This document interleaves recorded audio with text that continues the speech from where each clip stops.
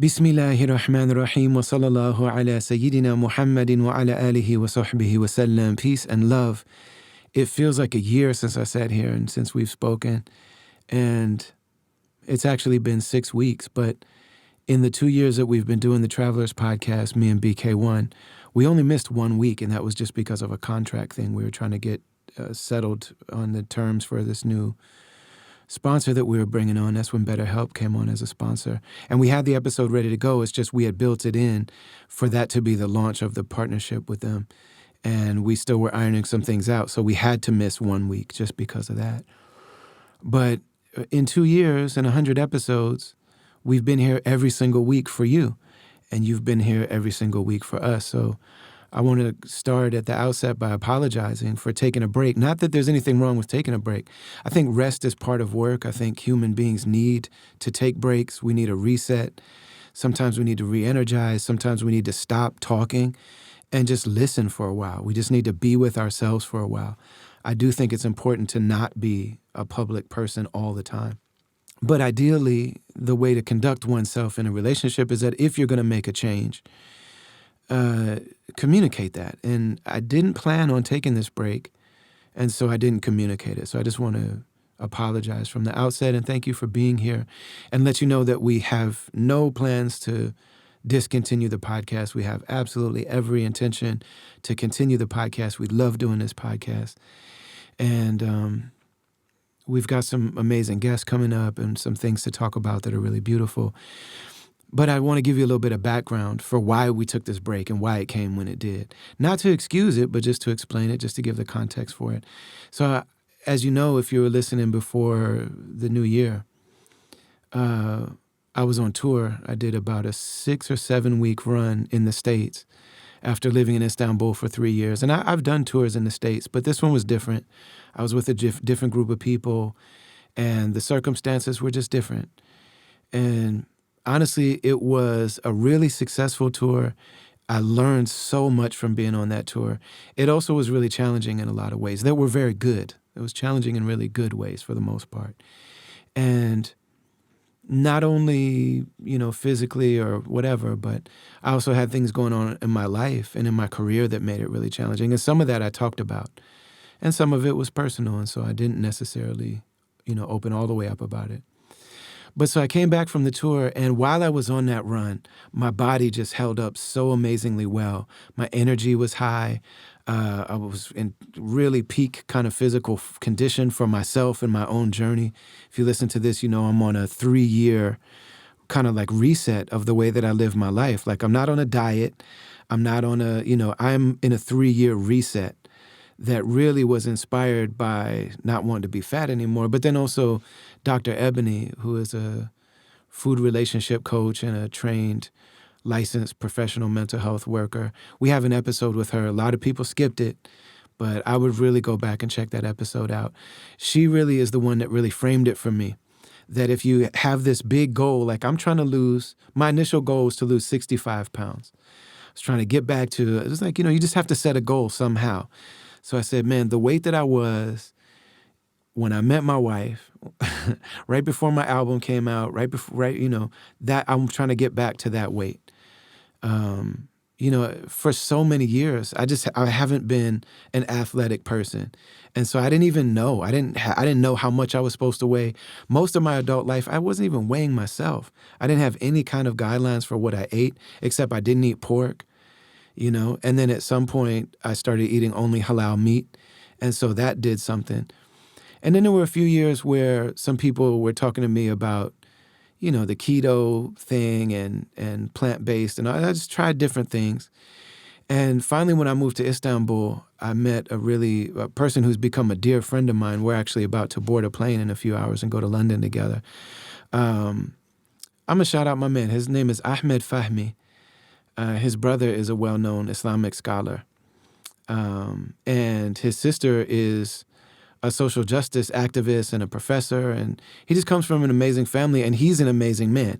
He runs triathlons and decathlons and panchtastalons and all kind of things, marathons. And I mean, this is just, a person that's incredibly dedicated to being and living healthy. And he also he's a coach and helps people in their professional path. And so we've had conversations where he's helped me a lot with that as well. But he's my neighbor in Istanbul. And so I sat with him and I said, man, I'm ready to change the way that I live, and I'm ready to change the way that I feel and the way that I eat and the way that I move. And I was in my early 40s. I'm in my mid 40s now. And he said, man, it's not too late. You can feel the best you've ever felt. Like if you've never done really anything intentional, then these can be the best years of your life. And I'm very fortunate that I don't have pain. I never had high blood pressure. I never had high blood sugar. I never had any of that stuff. My joints don't hurt. I don't have back pain. I'm very, very, very, very, very, very grateful. I mean, my teeth are healthy. You know what I'm saying? Like, for all that not paying attention, I'm a pretty healthy person, except that I was incredibly overweight, and I have been for a long time. And it's weird, man. People always say, like, did you lose weight? And I'm like, no, I'm pretty sure I gained weight. But so he got me started. And one of the things he said to me is, I can give you some ways to start, and I'm going to connect you with a personal trainer that speaks English at the gym in our neighborhood. He said, I can give you some things to eat. I can give you some things to do. You can go work with this trainer, but ultimately, this is all going to be short term. It's all going to be up and down until you really deal with your relationship with food and your relationship with your body and your relationship with your own emotions. That's what's really fueling all this. When those things get well, you will get well. And that's what this process is going to be. And so I started thinking about that, and I started looking into, my wife followed Dr. Ebony because my wife's a Black therapist. Dr. Ebony's a Black therapist that has a really dope social media following. And I knew that Dr. Ebony had this podcast called Food is Not Bae. Like, food is not your sweetheart. Food is not your friend. Food is not your honey bun. You know what I'm saying? Like, food is there for a particular reason, and we have a relationship. So I started listening to her podcast. I started reaching out to her. And she said, if you have a goal like that, give yourself 3 years. And so I'm about 2 3/4 of the way to 3 years, if that makes sense. My birthday, July, will be 3 years, end of July. And of the 65 pounds that I set out wanting to lose, I hover between having lost 50 and 55 pounds of it. So at this point, I got between 15 and 10 pounds left. Right now, it's probably 15. When I was in the U.S. last, it was probably 10. And that feels really good. You know what I'm saying? I'm going in a good direction. And what she said is that if you give yourself that long, you're just going to learn a lot. You know what I'm saying? And the idea is that you will trend in the right direction. And it's also not all about the scale. The scale is only one part of it. So when I'm working with my trainer, I'm lifting weights and I'm gaining muscle, but I'm losing body fat. You know what I'm saying? So the scale is saying different stuff. So it's not all about the scale. But she said, if you give yourself that length of time, what's going to happen is whether you hit the goal on the scale or not, you're going to change your relationship with food, and that has actually absolutely happened. So when I was on that tour, I used to have trouble with my voice, like really bad trouble with my voice, and I still do because I damaged my voice over the years. And a lot of that, I didn't realize until I lost so much weight, that a lot of that was me just carrying so much extra fat on my body that I couldn't breathe right.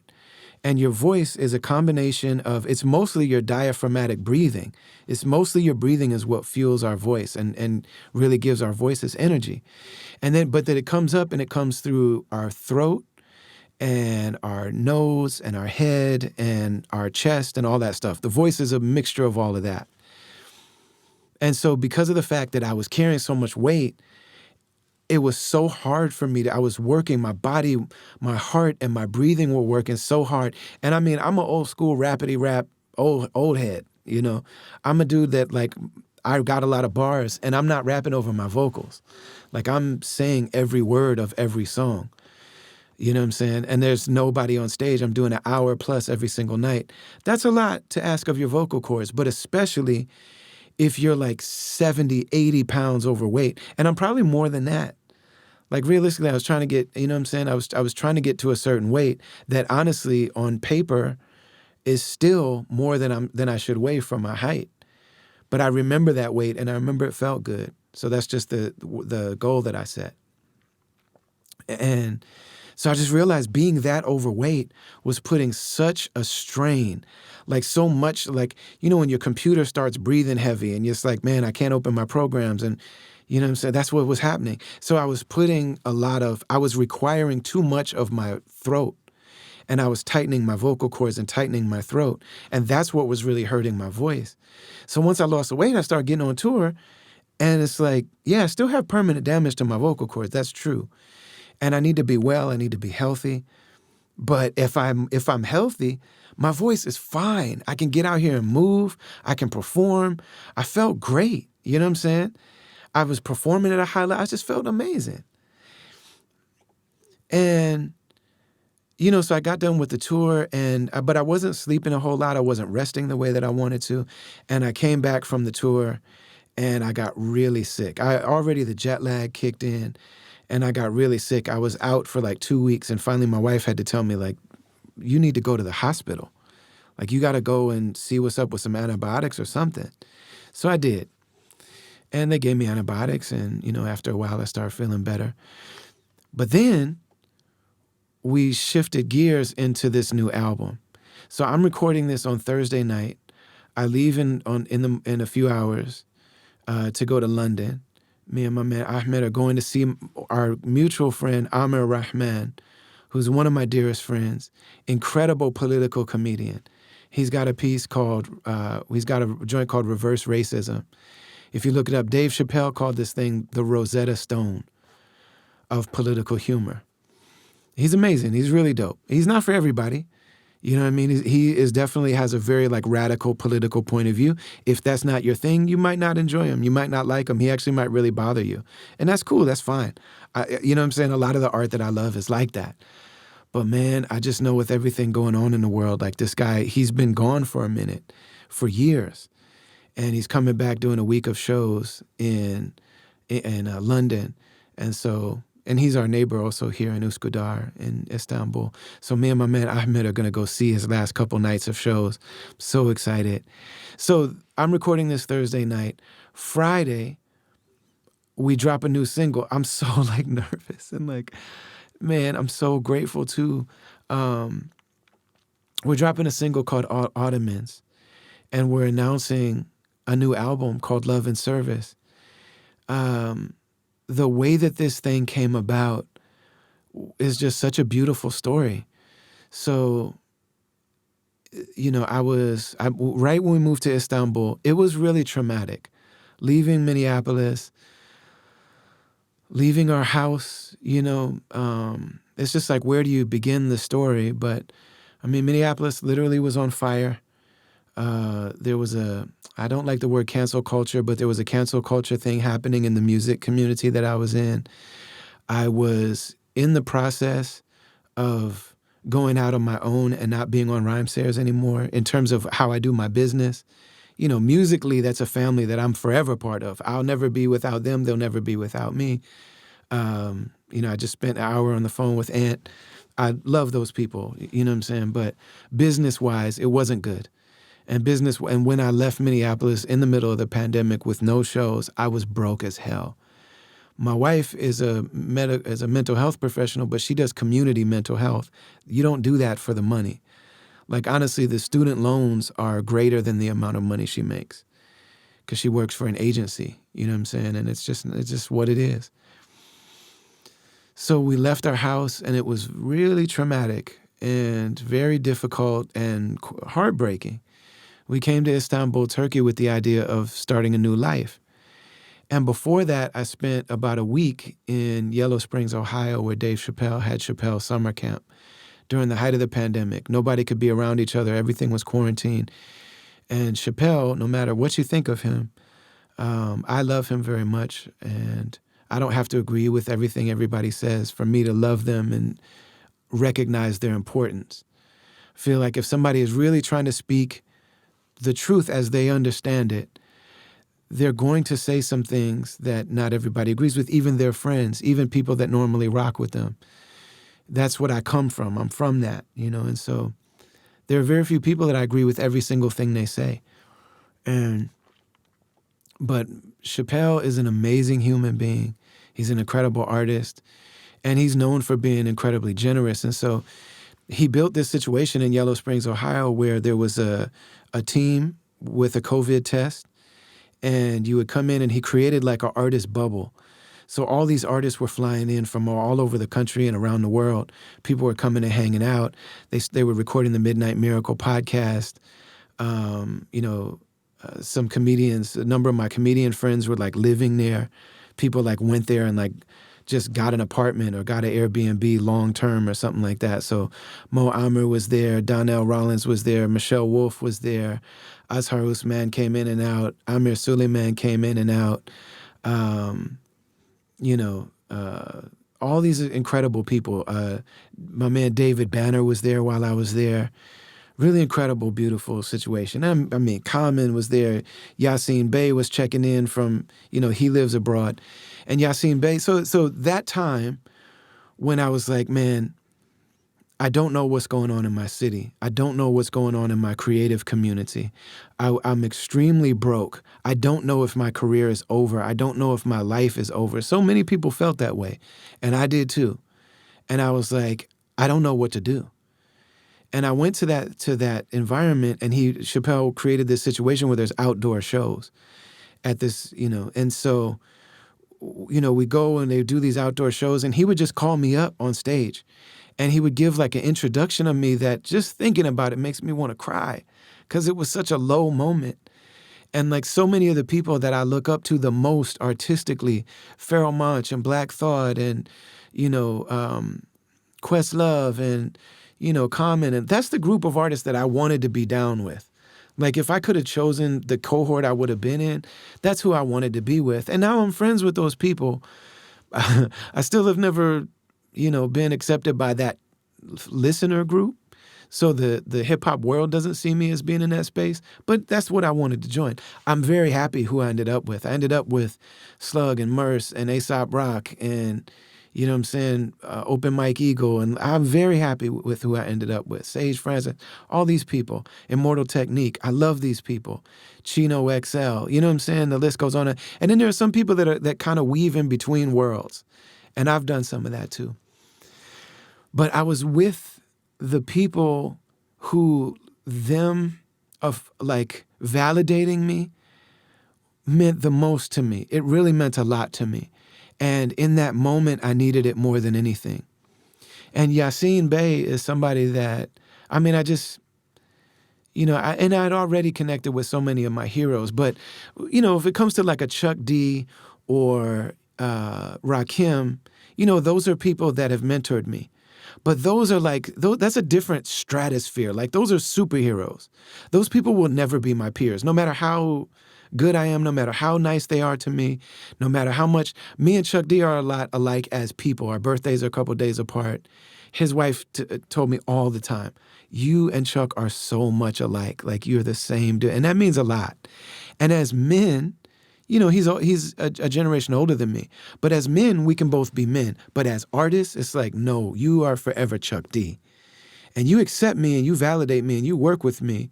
And I don't disbelieve you when you praise me, because I know that God gave me something, and I also work very hard. I've done this consistently since I was 7 years old.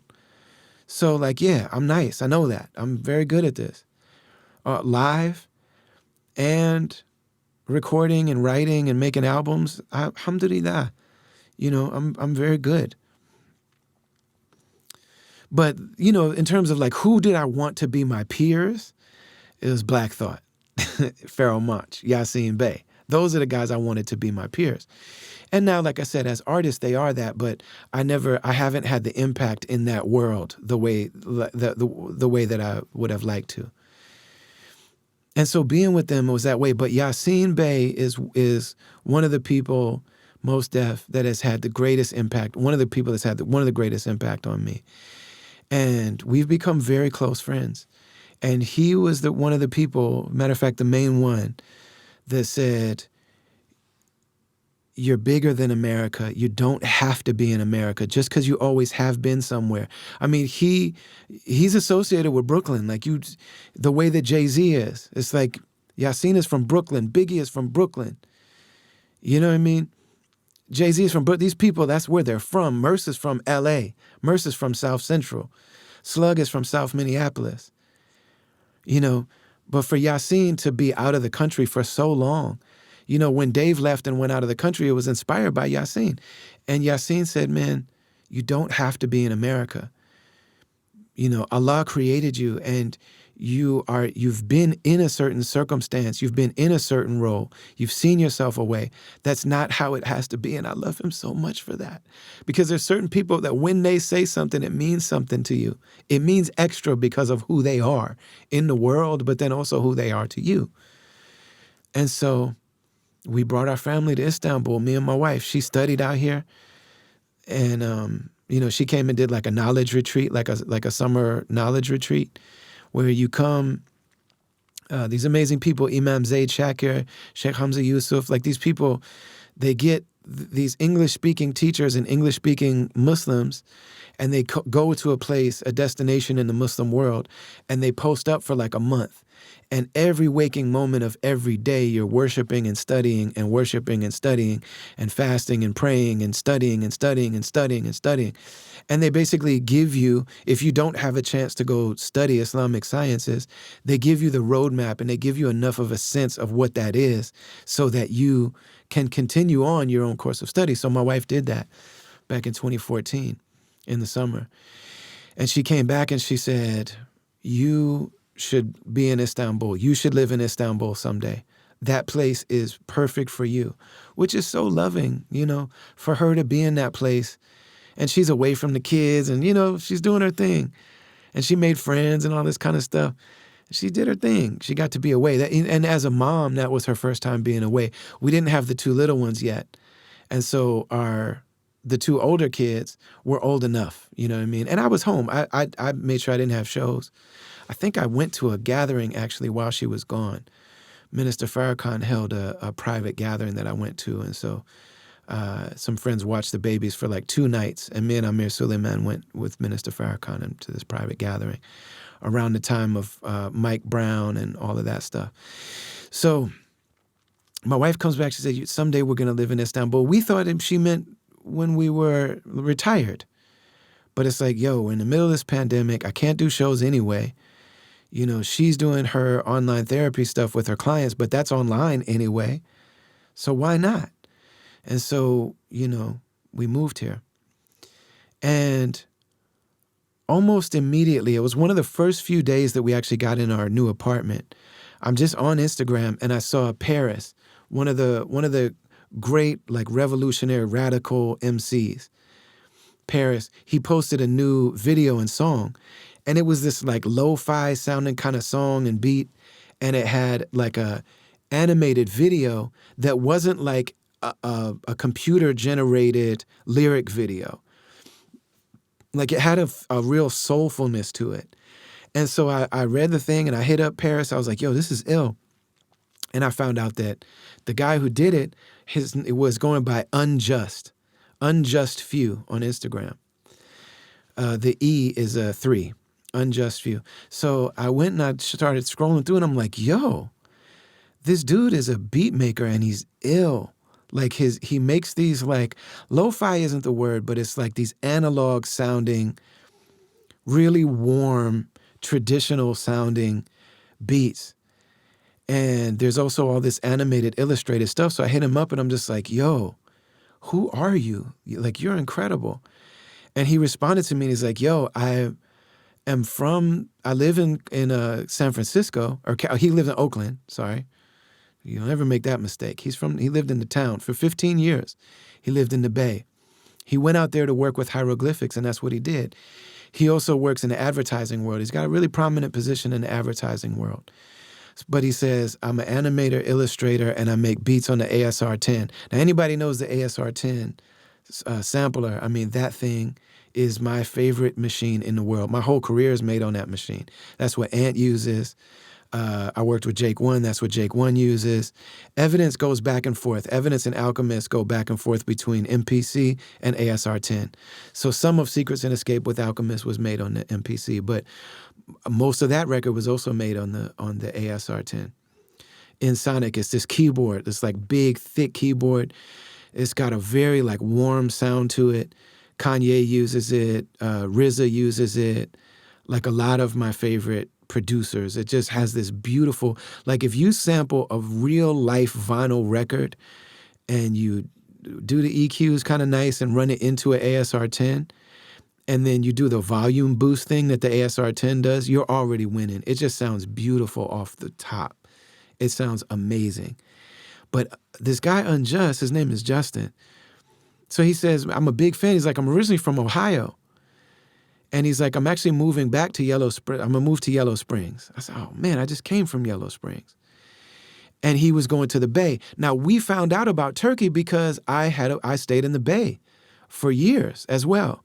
But I was with the Muslim community and he was with Hyro. And so we overlapped, our communities overlapped a little bit. But I was with a very particular kind of like segment of the Muslim community in the Bay. But that's what led me to Turkey. And then he ended up going back to Yellow Springs. So there's all these connections. And he's like, yo, I've been a fan of yours since Scribble Jam days. Like, I love your music. Would you ever want to do music together? I said, yeah. He said, I want to do a project with you. And I'm like, yeah. It's like, then these conversations happen all the time. And it's not Hollywood to say yes and mean it and then just be like, let's see if either one of us actually follow through on this, much less both of us following through. So we did. So I said yes, but I just moved to a new country. I just moved to Istanbul. It's going to take me a minute to get settled in. I don't have a way to record. I don't have any furniture in this apartment. Like, man, we moved into an apartment. We let everything we own go. We came to this country with 5 duffel bags and an ASR-10 that I brought from America that I still haven't figured out a safe way where I feel safe plugging it in. I've been here 3 years. I haven't plugged that sampler in yet because the power is different, and I keep buying these like converter boxes, but I just try it on some clippers or something and it messes up the clippers. I'm like, I am not plugging the ASR-10 in until I am sure that it's going to work, because that thing was made in 1994, 95. Like, you can't just get it fixed, you know what I'm saying? So anyway, that's one of the things I brought to Turkey though when I came. And I feel silly now because I should have just gave it to Ant. Ant was like, man, you should have gave it to me. And I should have. But we'll figure it out. In any case, man. So I told Just, I said, man, I'm going to be busy I'm busy getting set up. I'm not ready to focus on anything. So he said, okay, how long should I wait? I said, give me like a month. This man hit me back a month later and sent me a folder of 30 beats. And he said, these are for you. I made these for you. Nobody has heard them. And I listened through them, and like every single one was quirky. Like, it wasn't what I expected. Every beat had something about it that was just a little different than what other people would do. They were unique. They had personality. They had the human touch. Like, you could tell these weren't made on a computer. They weren't quantized. They weren't mixed in a way where it was trying to make it sound like a Dr. Dre record. Like, but they also weren't lo-fi either. They didn't sound, everybody trying to sound like Alchemist and Derringer and these dudes. Muggs and it didn't sound like that.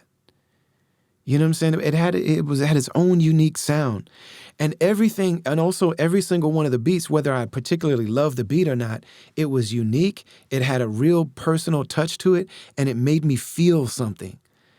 I said, man, this stuff is really interesting. So I got an office, and where I record the podcast. If you see it, you'll see behind me. You'll see there's like a little makeshift booth. There's 3 hanging, just kind of Christmas tree looking lights, like the kind of lights you'd have in your backyard or something. And that's a little booth where I just hired some carpenters to come in and just build a little booth in the corner. And then I went on this site called Hepsi Burada. It means everything is in here. And I found some foam, some soundproof foam. And I just came in here and glued and stapled it all up.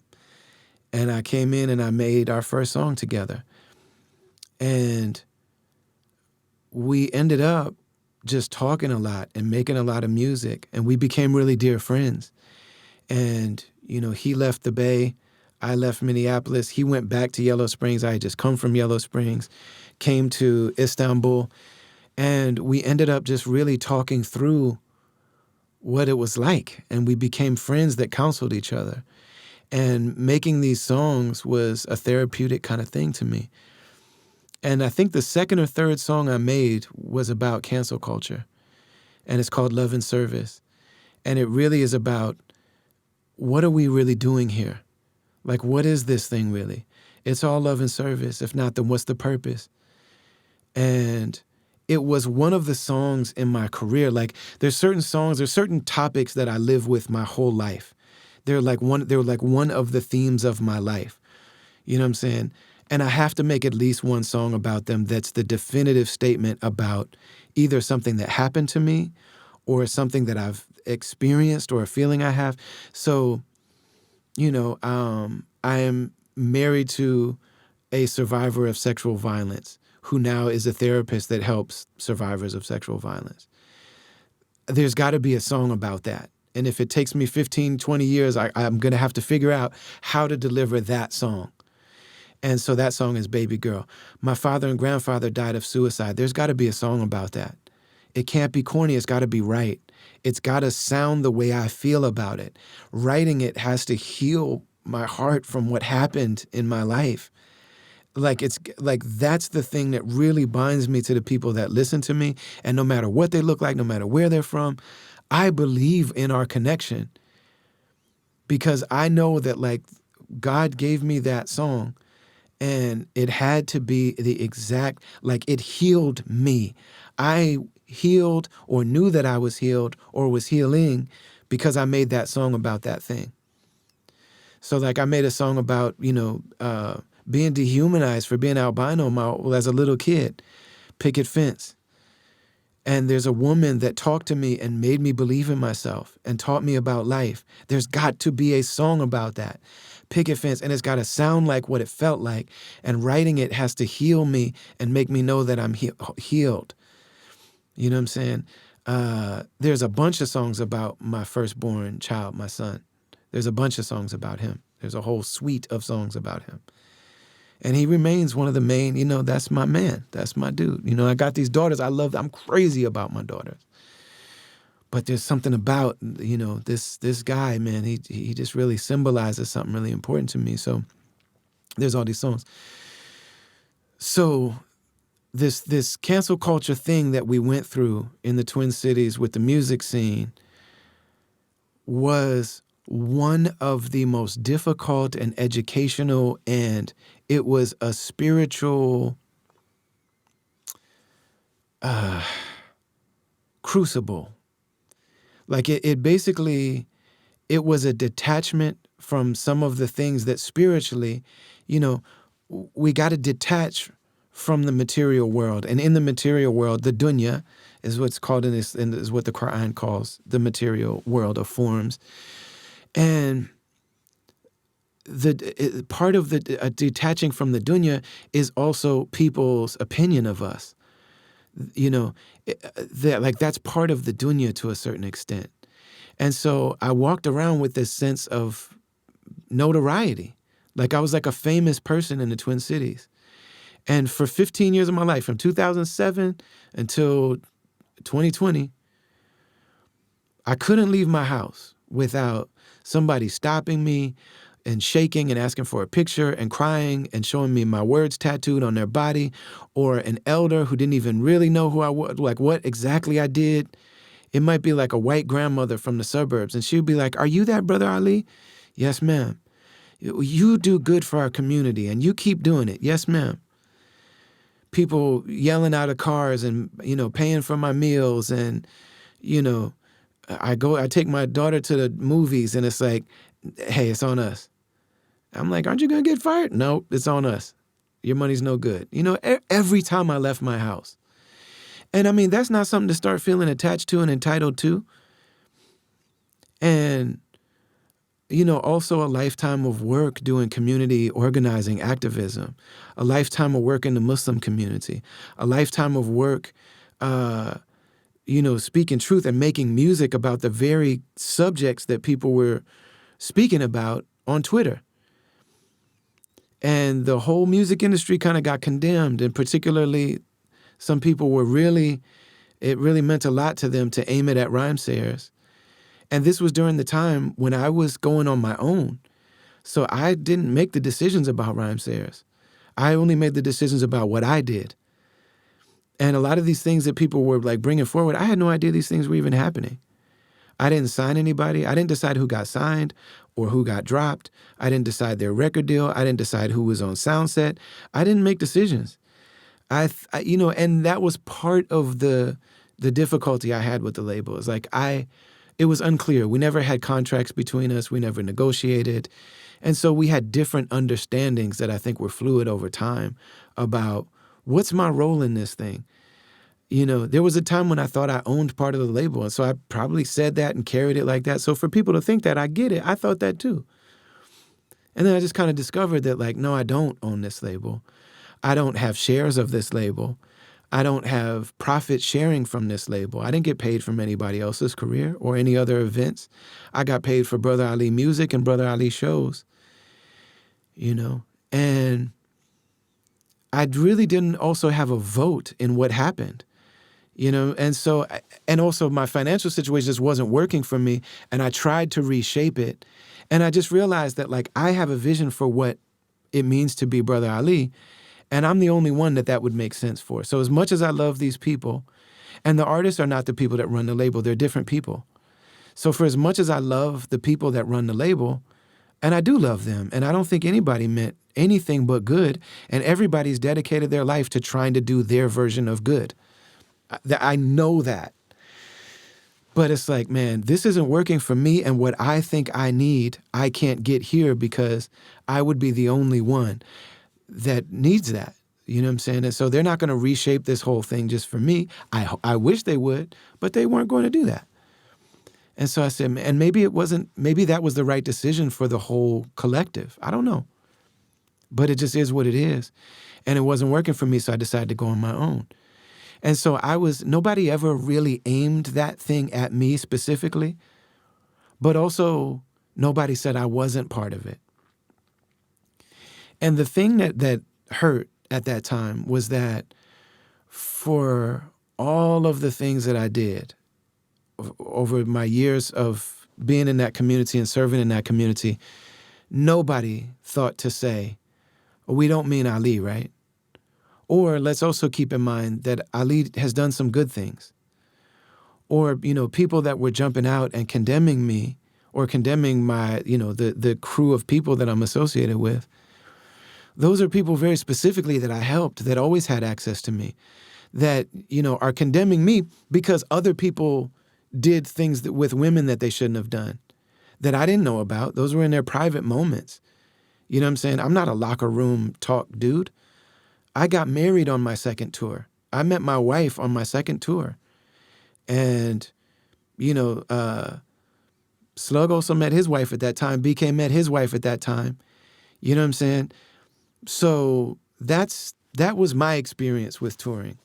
And anybody that's not on that, people that sniff coke, they don't bring their coke around the vegans. You do coke with other people that do coke because that's not welcome. You know what I'm saying? And that's the way it is with the people that were doing stuff at night with women and being wild with women and maybe causing harm. And maybe, I didn't know those things. But people were canceling me because I was supposed to have corrected their behavior.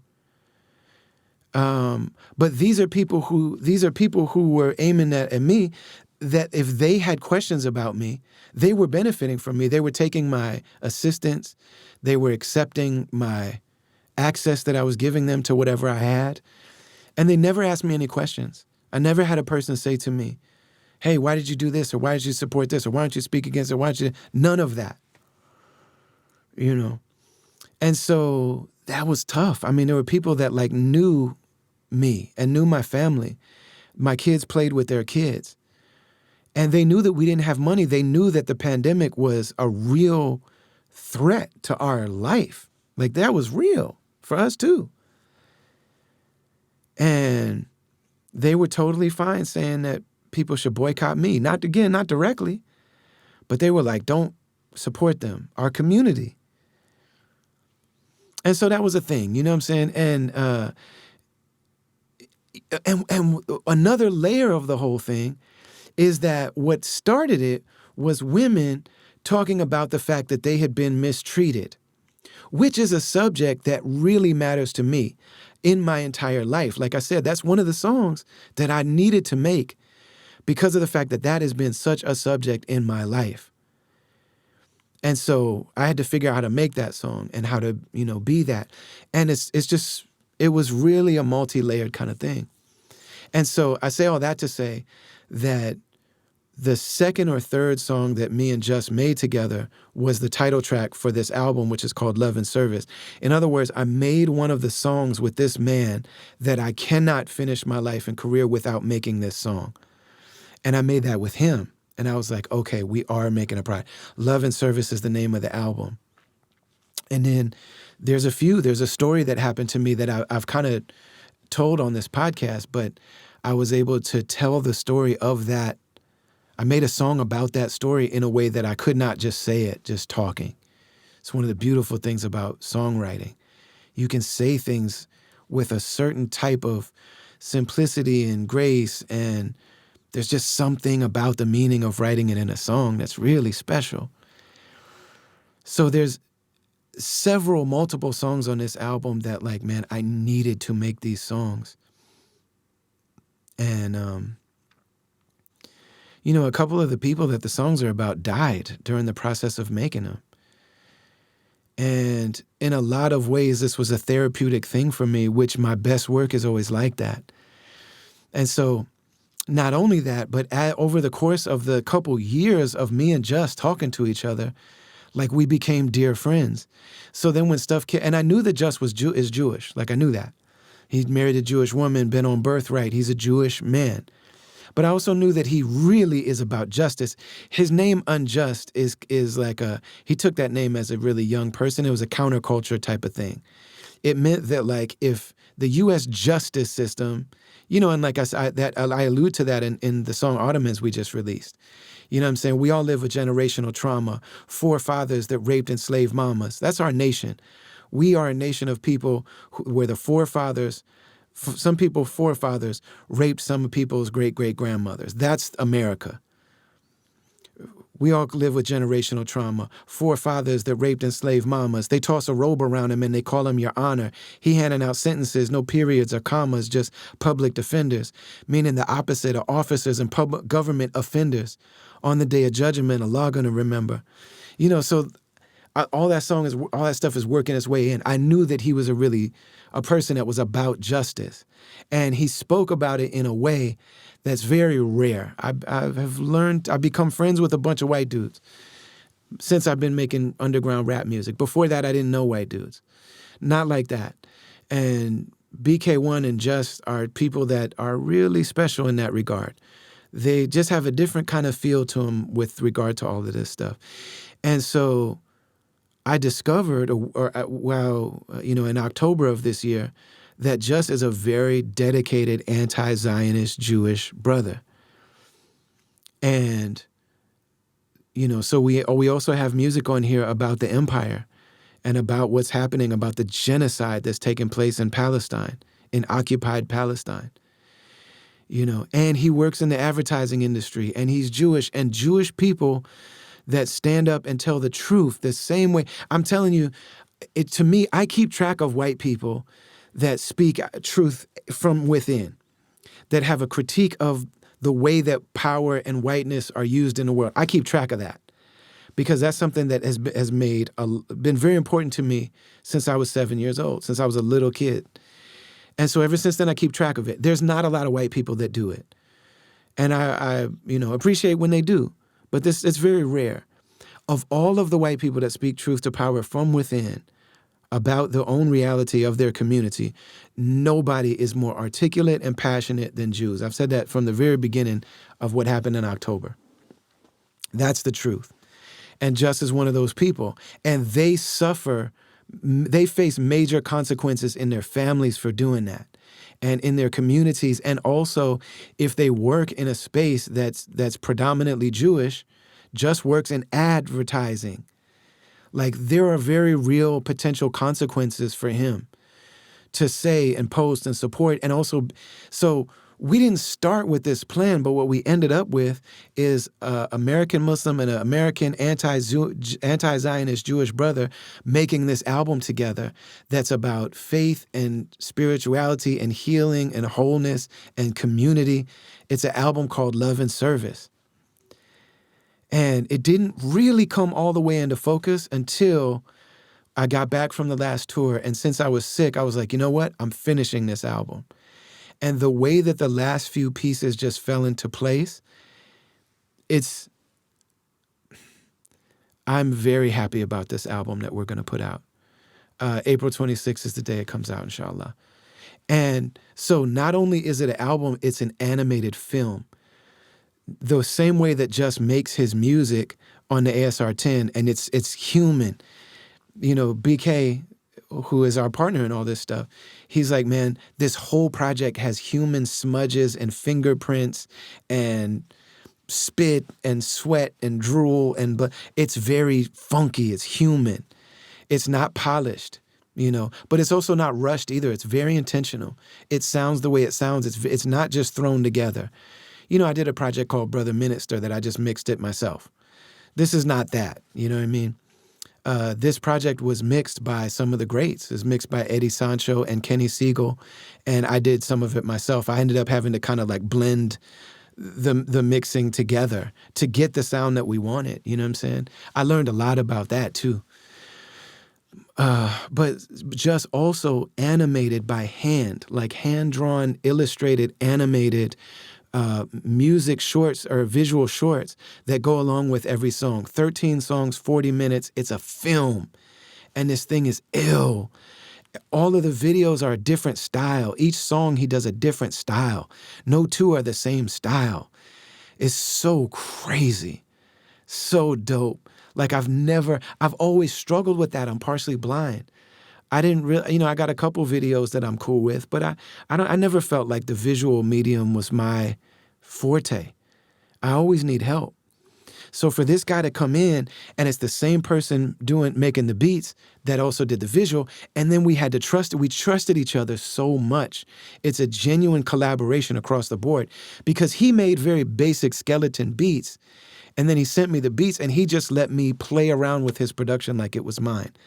Like I changed BPMs, I changed key, I went into the things and I changed arrangements. I put different drums in stuff. I put subs and 808s in things. He let me treat these beats like they were mine. And then I'd send it back to him like, hey man, you are completely allowed to tell me, put my beat back how I made it. And he'd be like, nah man, do your thing. You do whatever you feel. Treat it like it's yours.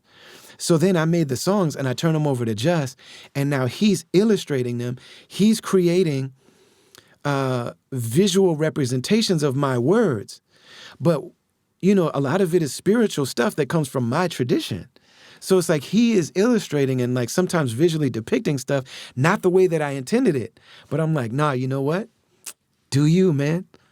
You know what I'm saying? There's one or two changes I asked him to make, and I'm not going to say I'll say what one of them is. There's one where you see like my wife, and I'm like, and he made her Muslim, but she was not black. And I was like, my wife has to be black.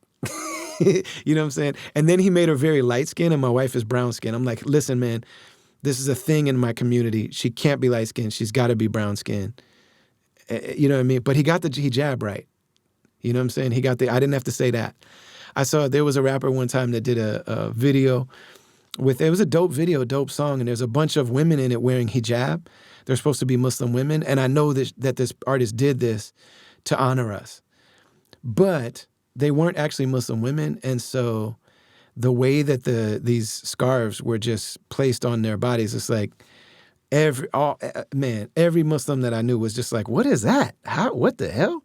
You know what I mean? Like our people can tell because that's our experience. But he got the hijab right. So I'm like, all right, that's what's up. But there's just a few things that I had to be like, man, I'm sorry. This one has to be like this because this one will have meaning not just for me. But man, I'm so grateful. But when I say I've been working on this thing day and night, there's also a fully hand-drawn and written booklet, 30-page booklet with diagrams and writings and all the lyrics and musings on things. And I mean, and then the way that the vinyl is, it's my project. But I'm saying I just want to communicate a couple things. Number one, I'm very, very grateful for this project that we got coming, and we're gonna release it a little bit at a time. We're gonna give you a little bit at a time, and work our way up to April 26th, which is when the record comes out. And soon we'll have the pre-order, all that kind of stuff. You can do a pre-order. But man, the vinyl is gorgeous, and it fits. That's the thing about it. It's such an organic, like holistic thing, But then it's very true, and it really represents something. And then also for it to just come together in the way that it has, I'm very grateful for that. But it has taken me. I've been working on this thing day and night to get it right. I mean, we mixed it multiple times, and like I said, I ended up doing a mixture of mixes, and I ended up finalizing a lot of the mixes myself. Like I grabbed, different things that different engineers had done, and I made a compilation of them and all this stuff to get it just the way we wanted it to be. So I'm very grateful for that, But that's part of why I also haven't jumped back in with the podcast. There's so much to talk about, there's so much to do, and there's so much to say. One thing I wanted to touch on is we're in a new year, and I thought about talking about this at the beginning of the new year, but I talked about this kind of like fitness journey I'm on, and I'm very, very grateful. Again, Dr. Ebony gave me 3 years, said give it 3 years. Because even if I get to the 3 years and I don't necessarily make the goal weight, I think I will. I really do, especially because Ramadan's coming up. Man, the reset of Ramadan with the relationship to food is like nothing else. But even if I don't, it's like my relationship with health in general has improved. And I will say that this last time I was in America, it became very, very clear to me. Like now that my peer group are in our 40s and 50s, I'm kind of in the younger end of our peer group. I'm still in my 40s. A lot of these guys are in their early 50s now. And it just becomes very, very clear who is working on improving themselves and who isn't. You really, it's night and day. The people who are working on themselves, on their health, physically, mentally, emotionally, spiritually, financially, career-wise, you see those people standing out so big and so distinct from the people who are just coasting. I mean, and I'm very grateful to be in the first category. Where people are looking and like my man Ahmed Fahmy, he said, man, you could feel better than you've ever felt, like in your 40s and going into your 50s. Because I was like, man, I've never been athletic. I've never been on a program. I've never had a diet. I've never paid attention. I've never got up and weighed myself every day. I've never had things I eat and don't eat except for my religious law rules, and that's not very much. He's like, man, you could feel better than and I do. I really do. I feel better than I've ever felt. And I know myself better than I've ever known myself. And I'm accepting myself, and I'm more effective, and I'm more loving, and I'm more, across the board. So for me, it's like, I start by looking at food, and I started looking at movement in my body. Then I start relating to my body. And that gets to issues of worth, which is like I had to realize to myself a couple things. One is that I had this very strong relationship with myself in my non-physical self, but my physical self I did not have a good relationship with. And part of it is because I'm albino. And it's like, yeah, duh, but to me, I didn't recognize that. I made all this music about it. I thought that I thought I was over that. I thought I had healed from it. I thought I had turned it into a strength. And in a lot of ways I did, but there still was a big thing there that needed to be addressed. That like I did not think it was possible for my body to be beautiful. I didn't think it was possible for me, for my face, for my picture, for my frame, for my body to be beautiful. So the fact that it's like I can use it for the things I want to use it for. I can rap, I can fight, I can pick my kids up, swing my kids around. I'm big, and so, and I'm strong. So I'm able to do the things that I need to do, but I never thought my body was beautiful. I also realized that, like, man, I got to the point where I was buying a lot of expensive clothes, trying to cover up my body, just trying to hide my body in my clothes. Things we buy to cover up what's inside. They made us hate ourselves and love their wealth. Kanye, when he's right, he's right. So, man, so that even related to all of this, like the relationship that I had with my body was that I didn't think my body was worth investing in. I didn't think my body could be beautiful. I didn't think my body was capable of beauty. I didn't know this. I never said these things to myself, but it's what I believed, And there's a part of me also associated with that. Another part is my racial dynamic of growing up. Like my parents are white, and me being albino, like I was embraced and taught how to live by black folks. And so I've been around black people, and I've always felt safe with black people, even in violent situations, even in danger. I feel safer with black people than I do with white people. It just is that's how my trauma is set up. And so I developed all these non-physical parts of myself. I love my spiritual self. I love my intellectual self. I love my heart. I love my mind. I love my soul. I get a kick out of my own egos and fears, and it's interesting to me. I do think I'm somebody. I think I'm beautiful on the inside. But I didn't think I was capable of being beautiful on the outside. Not only that, my inside and who I am on the inside has been shaped by the people I love and identify with. You know what I mean? It's almost like I'm legally white, but whiteness is a whole way of being in the world that I just don't relate to. When I'm around black people, it's like if black people see me as white, then however they see me, that's who I am. And I don't argue with that. You know what I mean? It just is what it is. Dave Chappelle gets a real kick out of saying I'm white so that he can also say that I'm very black. To him, that's special. You know what I mean? And one of the intros that he gave me that I ended up making, I wrote it out because he said, he said, look what God does. Here's a person, a white man that God made the whitest. He made it the whitest of all by being an albino.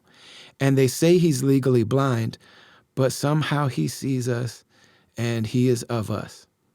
And that feels very good. That validation is no joke. And I've had Minister Farrakhan said something similar, and Imam Warthi Muhammad, who was my first, my religious teacher, said, I've had these experiences with these people that have told me these things, and they feel very good to me. So I've always felt really good about who I am on the inside. I knew that was beautiful.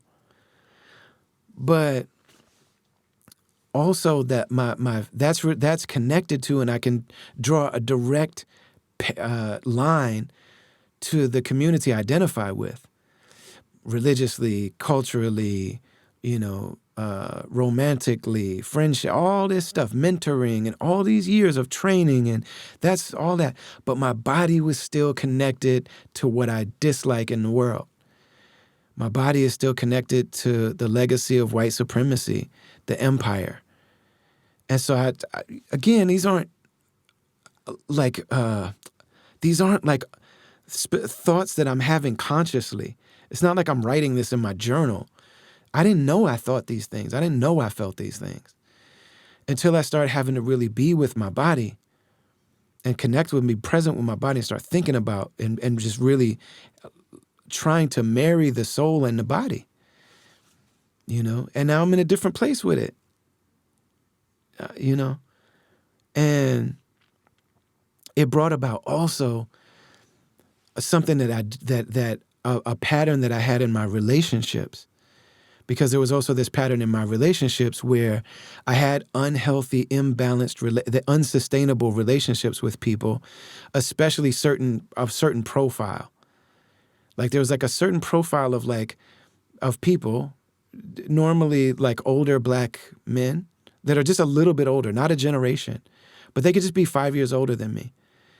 That like I had this really strange dynamic with them, almost like a father figure, father-son kind of dynamic. And because of my low sense of self-worth, I created these relationships with people where I didn't have any expectations of them. They didn't need to reciprocate. They didn't need to be fair with me. They didn't need to, none of that was a requirement. I had no requirements with certain people. And I showed up and just poured into them and poured into the relationship, and I was just happy to be there. And again, if I would have said these things out loud, these are terrifying things to say out loud. I feel like such a sucker saying that. You know what I mean? But then once you sit with them and once you get real with them, once you face them and address them, you start feeling like, okay, yes, this is the flip side of what all of my friends go through. You know what I mean? Black people, Black women are, raised to, no matter how beautiful they are, there's always issues. There's always issues. Always. I've known and loved and been close to a lot of Black women in my life. Every single person, the most beautiful woman that you've seen has issues. You know what I'm saying? And they think something's wrong with their body and they're struggling with like worth and all this stuff and identity, all these things. And, Malcolm X said, they accuse Honorable Elijah Muhammad of hatred, but who's the one? But he's teaching you to love yourself. Who taught you to hate yourself? Who taught you to hate the shape of your nose and your lips? Who taught you to hate your eyes? Who taught you to hate your entire body from the top of your head to the hair on your head to the soles on your feet? Who taught you to hate yourself? And that's the truth. Everybody that comes out of this situation has to deal with the fact that this paradigm that we've been living in, this false religion we've been living in, this philosophy that we've been living under for all of these years has touched all of us. It's anti-human. It's anti-nature. It's anti-God. It's counterfeit. And it looks like the real thing if you don't know any better. You know what I'm saying? And so it's like, yeah, we're all going to come out of this feeling some kind of way about ourselves, having some kind of messed up issues. And so once you start looking at them, it's like, okay, yeah, nothing wrong with that. Like that, yeah, that's part of being a human being, especially where I come from. I didn't make myself, but I am myself, And so I started realizing that several of these, as I started to get healthy, not everybody could get healthy with me. Some people didn't require this weird dynamic that I had. So some of my relationships didn't have to change at all. My relationship with Aunt, I didn't need to change that at all. I was elevating Aunt to this like mythical level in my own heart, but he never needed that. So he never really accepted it. You know what I'm saying? Same thing with Slug. They just didn't pick up the other end of that couch. You know what I'm saying? And then there were some relationships too, like my marriage, for example, where I was just so used to not expecting anything and not paying attention to the fact that I am a human being. I'm limited. I do have needs.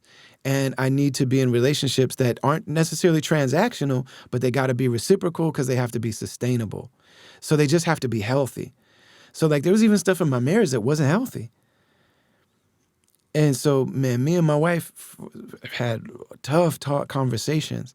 And I'm so grateful to my spiritual guide, one of my spiritual guides, Dr. Omar Farouk Abdullah, because he's like a father to me. That's an actual, like a father to me. But again, he never let me do daddy issues with him. He wouldn't do it. If I brought him that, it was like, he's not receiving that. He would never reject it, but that's not how he's engaging. So my relationship with him didn't have to adjust. It's just like, because he never needed it to be unhealthy. He's not spiritually abusing me. You know what I'm saying? And he's not unhealthy in that way where he needs to be elevated in that way. You know what I'm saying? He can actually have a real relationship with somebody. And not everybody can. A lot of people just can't do that, you know? But with my wife, it's like, so I was telling Dr. Omar all these, I'm struggling with my wife. We're having these really tough conversations. His response was always, keep talking. He never tried to take sides. He never told me I was right. He never asked me the details. He said, keep talking because you're good and she's good. And if you keep talking, you will figure it out. If you stop talking, you got trouble. Keep talking no matter how hard it is. And man, I mean, it's like, it's getting healthier. But it comes from a lot. Like moving to another country is very difficult because it takes you all the way out of your comfort zone. You lose your superpowers. You know what I'm saying? My superpower is a gift of gab. I moved to a country I don't speak the language and they don't speak English. So like I can talk my way in and out of any situation. That's what I do for a living. In this country, I know how to order the meal and tell the taxi where to go. I know how to tell people I converted to Islam. I know how to tell people, I moved here with my daughters and my wife. I know how to tell people. That's it. And what I do for a living, they never believe me. But I don't know how to talk, and I definitely can't finesse a situation. I definitely can't charm somebody. I just can't do any of that. You know what I mean? And then my wife is outside of her comfort zone too, profoundly so. You don't know where to buy a mop. You don't know where to buy sponges. You don't know, like there's not Target here. You don't know how to get the food you know how to order. You don't know how to get the spices you know how to make.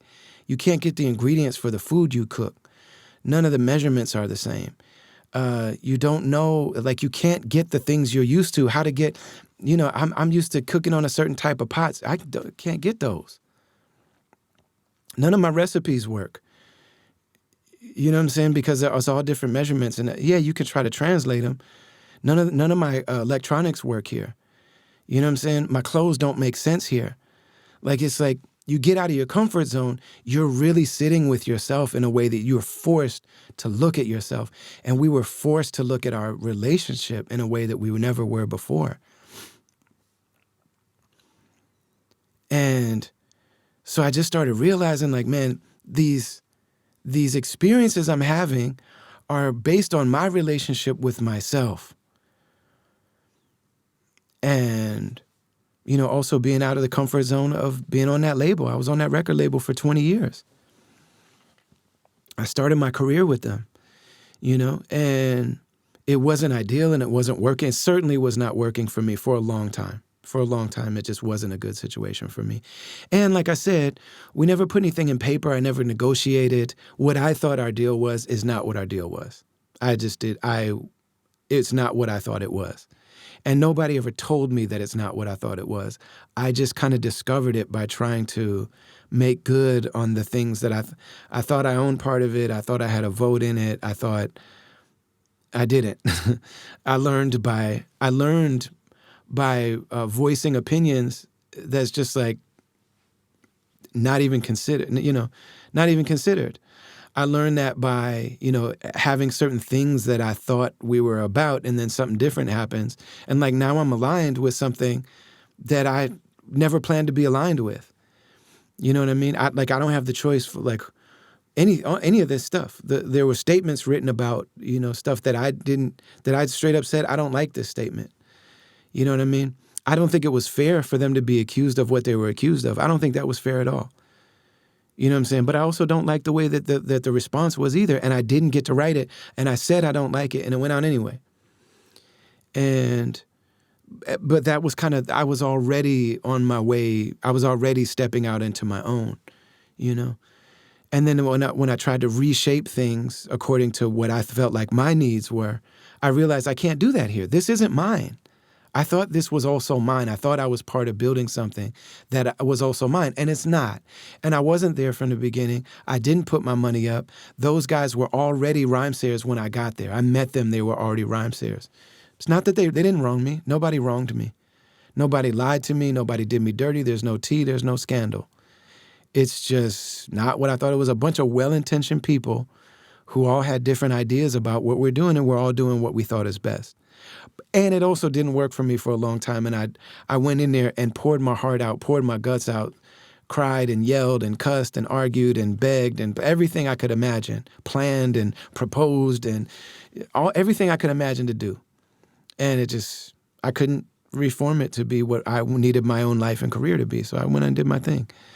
And it's been beautiful. I'm financing my own music now, which is why most people need a record label, because it costs a lot of money to put a record out. It costs a lot of money to make a homemade record like what me and Just made. It costs and promote it, put it out and promote it and get it in front of you and get the best quality materials and manufacturing and mixing and mastering and all that kind of stuff. It costs what a lot of people at a decent job make in a year. I'll tell you that. So between me running my own career, and then BK1 came back around. BK1 was there from the beginning. And so as soon as I made that leap, BK1 was like, yo, me and you will lock in again. And so it's like, okay, I got it. Now I got a team. And I was able to go on tour and stack the money from tour. So the tours that I've been doing, I was able to live off that and then stack the money that we did from these other things so that we have the money to invest and put out our own music. That is enormous. That is enormous. And when I tell you, every single thing that I have ever asked the creator of the heavens and the earth for, I've been given every single thing I asked for. Everything. A lot of times it's not in the package that I wanted it or thought, but it's better than that. It's better than that. And so the reason that I'm saying that is because a lot of you guys that listen to this, my listeners are typically 5 to 10 years younger than me. Some are my age, but most are 5 to 10 years younger than me. So what I noticed on this tour, and I started to see it also in the audience, that I'm like, yo, I'm not done. I don't want to be done. I'm still rolling. I still feel like making the best music of my life. I still perform at a high level. I still am inspired. I'm freer than I've ever been. I'm trying to do things I've never had the chance to do before. And I'm coming out and a lot of the audience was tired. And I'm like, man, I need y'all to keep on. Like, I need you to be okay.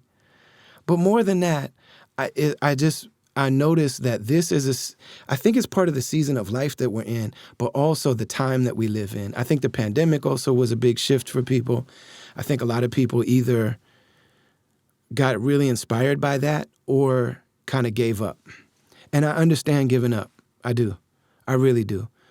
But it's important for me to say, because of the fact that I noticed it so acutely and profoundly on this tour that I was on. And I'm not talking about any specific person. I'm just saying the people I was around, the artists, the listeners, everybody the people I visited back when I went to Minneapolis for a couple of days.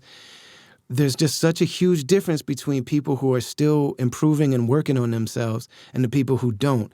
It's, when you're in your 20s and even when you're in your 30s, there are certain people, and I notice a lot of times the people that had it really easy and good in their 20s, they're muscular or they're sexy or they got money or they're cool or they got some special gift that makes them somebody in the world of 20 and 30-year-olds. They got that thing. A lot of times those are the people that when you hit 50, they're not doing so hot. It's like their best days are behind them. Not always. Not always. But then a lot of the people that had to work hard during that time, I get the feeling that we start taking over in this time. You know what I mean? Because it's like, man, we've been working at it a long time. And we're coming into the best time of our life. So I say all that to say that this health thing, we got to get serious about it. We have to get serious about it. And I still struggle, and so I was doing great when I was in the States this time. Like I said, I'm down between 50 and 55 pounds. I got another 15 or 10 to go in the next couple months. And we'll probably want to keep going after that. I don't know. But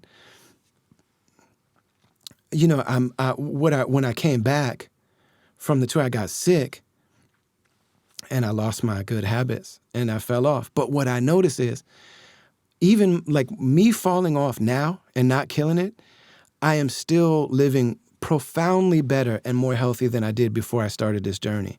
So even like now, my worst, it's been a month now. It's been a month. You know what I mean? It's been a month. But even that, like my fall off for a month thing, because I got sick and then I told myself the lie. I gave myself the convenient out of working on this new album.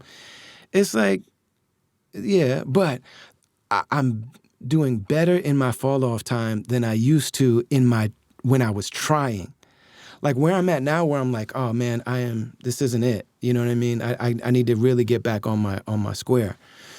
This is what it used to look like for me to try to do better. And even so, my worst times are still better than what used to be my best times. And that's the way it works. You know what I'm saying? We put the work in. And one of the things that I noticed for myself is the situation still dictates a lot of what I do. My discipline game is not to the point where I'm the same dude no matter what's going on. So what I've learned about myself is I have to actively create situations for myself that bring out of me the habits that I want. I have to create a structure that will force me to do the habits I want to do. And there's nothing wrong with that. There are some people that it doesn't matter where they are. There are some people that have been in prison or the military or they grew up a certain way or I don't know. Some people are just wired like that. Some people started earlier than me. I don't know. But there are some people that no matter what, they're going to get up and do their thing. It doesn't matter what the circumstances are. I know real people like that, so I know that that's real. I'm not that, not right now. Maybe someday I will be. But so I know that like making an album, I make great beats. You know, I took Justice beats on this album and made them into the songs that they are. For whatever reason, me trying to make a full album on my own, I haven't done it yet. I've never allowed myself to do it. Oh man, a couple other things I realized being in therapy. Wow. Yeah, a couple other things I realized. It all gets back to self-worth. It all just goes back to self-worth. But man, I realized that also part of it is like if I work with a producer that I genuinely respect and care about, and I know that they poured their heart into this work, I won't let them down. You know what I'm saying? So what I got to face in myself is, okay, but why would you let yourself down though? You won't let yourself down. I mean, you will let yourself down. You won't let them down. So it's like, okay, we're going to keep working on this thing. You know what I mean? But in the meantime and in between time, I know that if I'm working on a project with a producer that I respect, that I care about, that I admire, that I value his time, I'm not going to waste his time. And I'm not going to have him pouring all his work and his beats and his time and his energy into an album and not finish it. I'm going to finish it. You know, so I create a situation for myself. And now also BK is on the team too, project coordinator. I am not letting that man and his family down. He does this full time. Like that man started a radio station. He's done a lot of things. He is an extremely capable person. And he got all sorts of offers to teach at universities. And this is a labor of love for him, but he's sacrificing to do it. And if I don't make good on this, then that man who has poured a lot of his life into me, as much as anybody else in this world, that man has dedicated major sections of his life to making sure that I had a chance to be heard.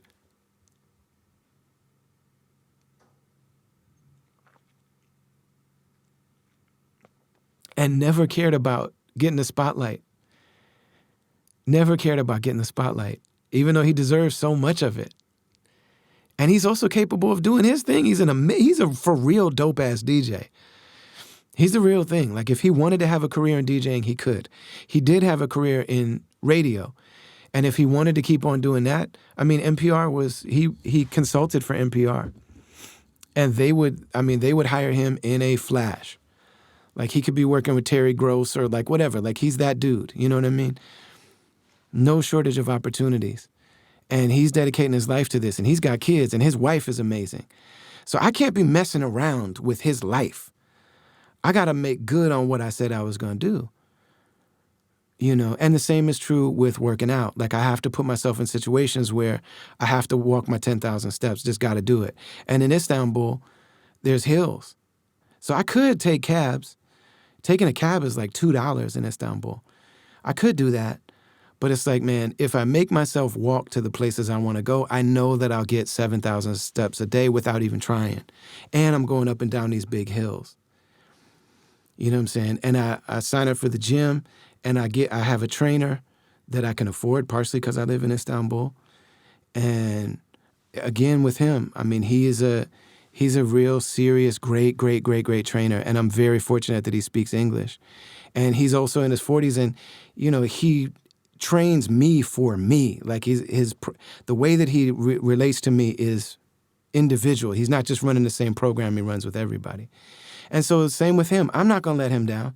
I'm not going to have him standing there at the gym that he rode his motorcycle in the rain in Istanbul up and down these hills, and I just don't show up. I am not doing that to that man. I'm going to go in there and do my workout, and I know that I need that. Could I go to the gym and just get on the treadmill and do the machines and follow an app on my phone and do the Apple Watch workouts? Yeah.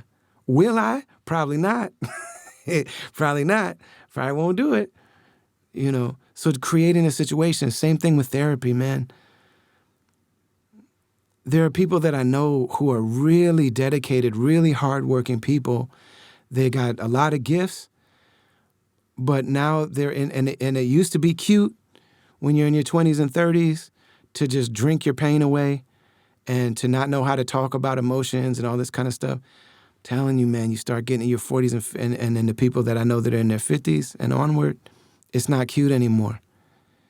It's not cute to be a middle-aged person and not be able to communicate with other adults, to not be able to have difficult conversations, to not be able to express your differences and talk through them with somebody, to not be able to manage your relationship with substances, it's understandable. I understand all of it. I'm saying I'm working on all of this stuff myself.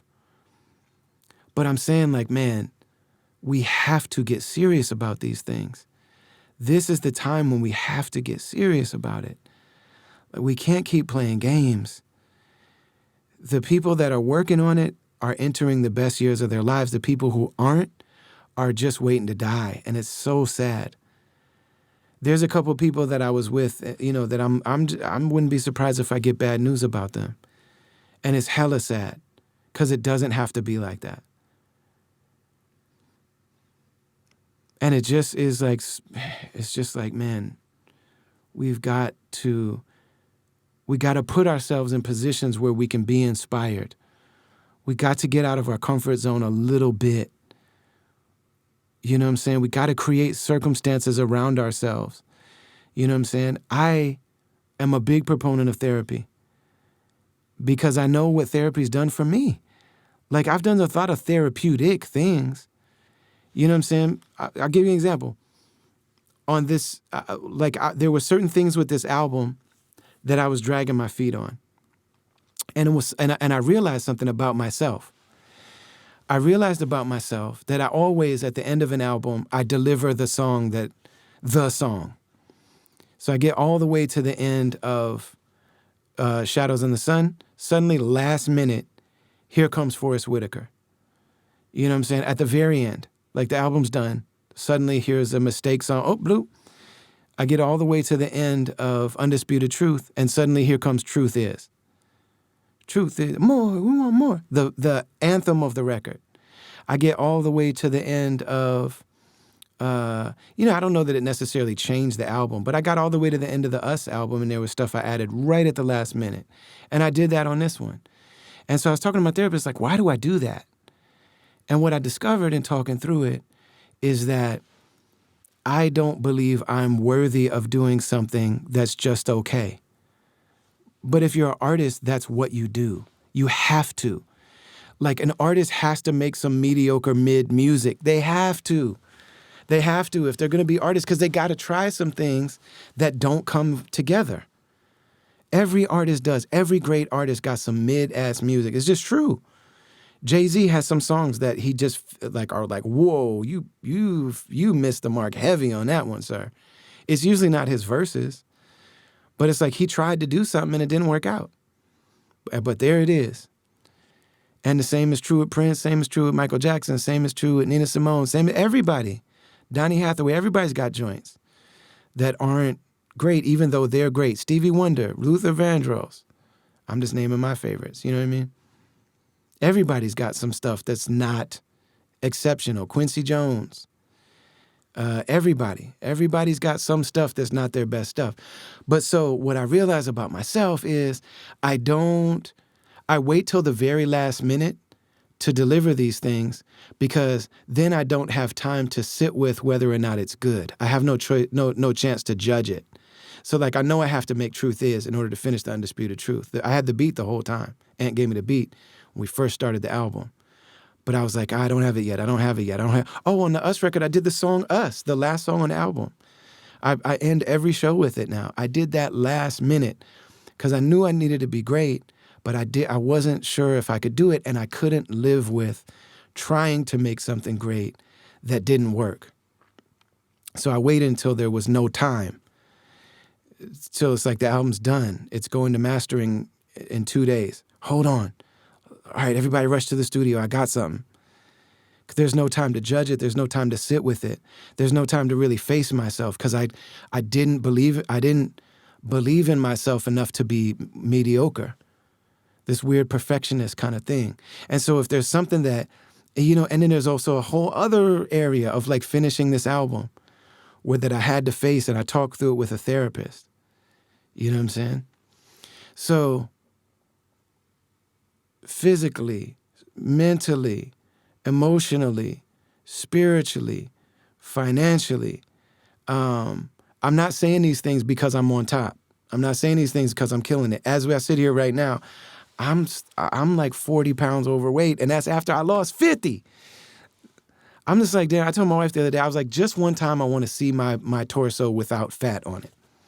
That's the new goal. I don't know what weight that is, but like, just can I, you know what I'm saying? Because people be like, oh man, and my wife is, she's like, babe, you look skinny, you look good, you look young. You know what I'm saying? She tell me all the time, you look young, you look good, you look trim, you're doing it.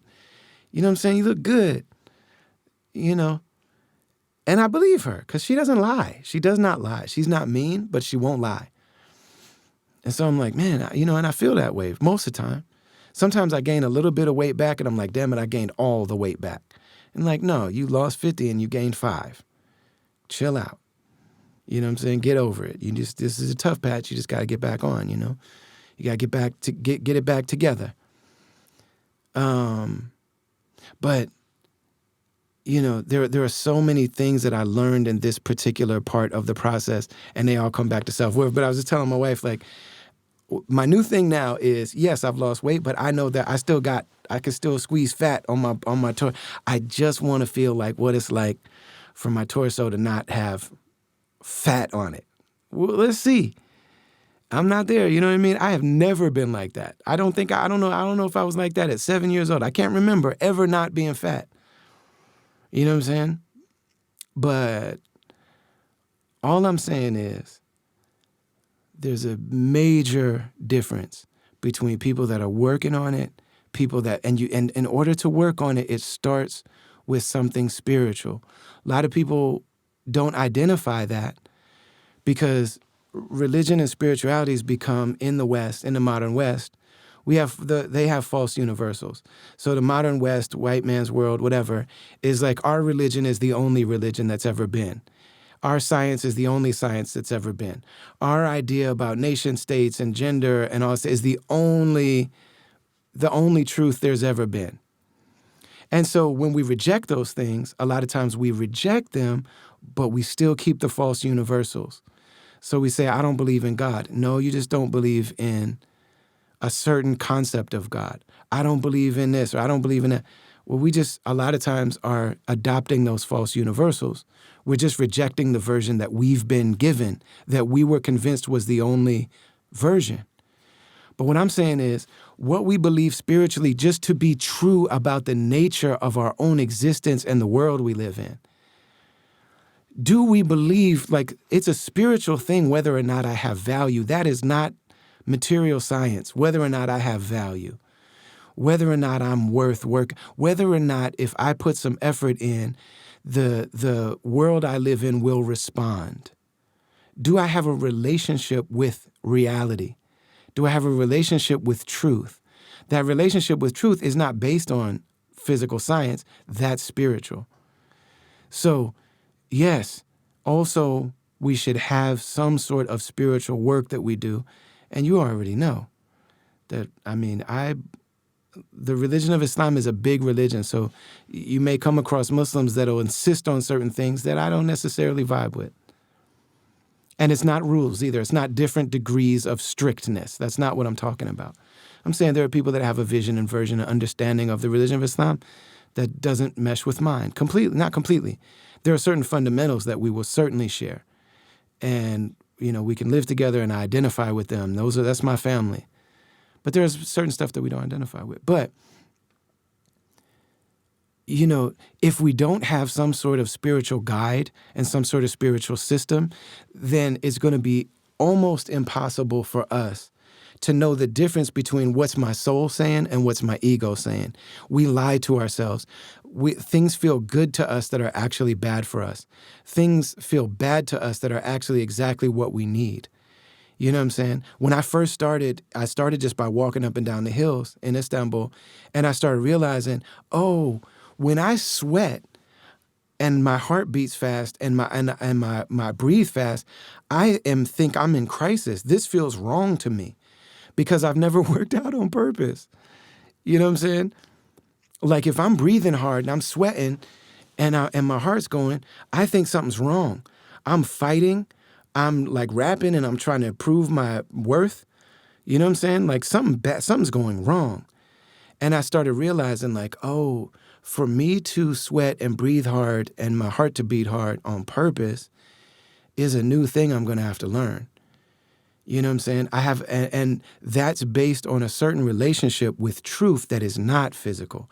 Yes, there are certain chemicals that go in the brain and what have you, but there is a relationship with what's not physical. The emotions of ourselves, my own understanding of myself, my own understanding ultimately of reality, and does truth have a personality? Because that's what God is. And a lot of times people say the universe, and like I say this all the time, but do you mean the molecules and particles in the universe? Do you mean something physical by that? Or are you just talking about something out there that you haven't defined and that you don't think people should try to define? That's because that's a spiritual thing. Even the degree to which we define it or understand it or certainty and things like that, what we believe about that reality is going to vary. But this all starts from what is my spiritual alignment? What's the relationship that I have, first and foremost, with the world of reality and of truth? If I put forward good, will good be given back to me? Are the horrible things that have happened in my life, are those actually good? The challenges I have in my life, are those actually good for me? Because if I believe that they are, then I believe in the personality of the unseen, of the world of meaning. And my relationship with that thing, that's my spirituality. And everything comes from that. Everything comes from what do I believe to be true about existence itself and about my role in it. You know what I'm saying? And so, man, I just say all this to say, it feels really good to be in this place. And you all have had a big role. You all have really been with me through all of this. People that have been listening to me for different stages of my life, like we're doing this together. We're sharing this together. And it's not a self-help thing. I could try to be a self-help influencer, and no disrespect to people who do that. I know specifically there's a couple of people that do that listen to this show. And I'm not talking about real people that have real knowledge that educate people. I'm not talking about people that have real knowledge. I'm not talking about Dr. Ebony. I'm not talking about, Zainab Ismail, who's a real-life nutritionist, a real-life personal trainer, and also is a Muslim convert, and so she brings those things together to educate people. I'm not talking about real qualified people that educate people. I'm talking about people that take something that they've dabbled in and they try to make themselves look authoritative so that they can be an influencer. And I could do that. Follow my weight loss journey and follow my journey to financial freedom and follow that, I'm not doing that. That's not what this is. But I have always, there's been this mutual relationship with the people that listen to and support my work and what I do and who I am. Like, this isn't just some stuff that I do. This is who I am. And so I'm about to put this album out. I don't know how well it's going to do. You know what I mean? In the past, I've been in the top 100 on Billboard several times. I don't know if that's going to happen this time. And honestly, if I care, it's because I want my team, the few of us that are doing this, to be able to say, look, we objectively hit a milestone here. You know what I mean? Killer Mike just won 3 Grammys. I am so happy for that dude, man. Everybody in my world feels like we won 3 Grammys because Mike won those Grammys. Killer Mike and LP are so beautiful to me. Those are guys that came from the world that they come from our world. Like, I started with LP. You know what I mean? Not our first early days. He had a whole time, in Company Flow and stuff. And but I'm saying from the very beginning of my career, we've been in the same thing together. And I've known that man a long time. And we did our first solo albums both in 2007. Or no, I did one in 2003. But my breakout album was at the same time as, I think that was I'll Sleep When You're Dead. But man, LP has been LP, and he made it to the point where he also won Grammys. He produced on that Michael album and he performs on it. So he also won a Grammy. And him and Mike got there together. And they did it just sticking to their guns and being themselves. They didn't do anything corny. They didn't switch it up. They just did what they've always done in a more organized way. But it's real, it's organic. They're being themselves. Like, man, Mike stood up there and cried on that record and said, my mama dead, my grandmama dead. And I mean, he cries when he would do interviews about it. He's like, I had never said those words. And I know how real that is. And I remember when Jay-Z made 444, me and Grouch talked about this, and people were like, oh, hip-hop is growing up and it's becoming more vulnerable, and they're talking about mental health. And it's like, damn, we've been doing this the whole time. But man, for Mike to do it, it's like, yes, Mike comes from our world. You know what I'm saying? And so that's just where I'm at. I'm just really grateful. I'm sorry to take this long break from the podcast. We won't do it again, I hope, It's going to be hard to maintain the podcast while I'm putting this record out. And don't tell anybody, but I'm making another album that I want to put out later this year. That's also really great. Music is pouring out of me. Songs are pouring out of me. I'm making music, and I am going back to the places where I've been hurt, and I'm intentionally healing. And a lot of that is you being part of this. I wasn't supposed to survive that. You know what I mean? Well, I was. Allah planned this for me, but you're part of that. And from whatever point you started listening and supporting me, you have been a part of all of this.